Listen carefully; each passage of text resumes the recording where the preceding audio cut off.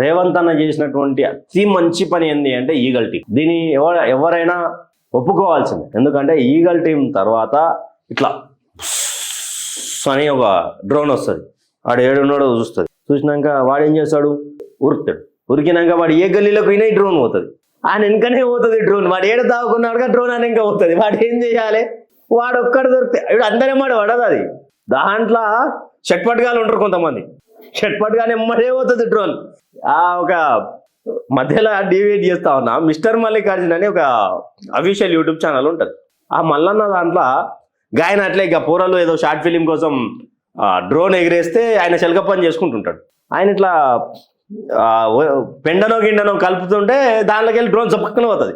ఆయన ఎక్కడ ఉరికితే అక్కడ ఉరుకుతుంటుంది. అది ఆయనకు అర్థం కాదు, వీళ్ళకు కూడా అర్థం కాదు.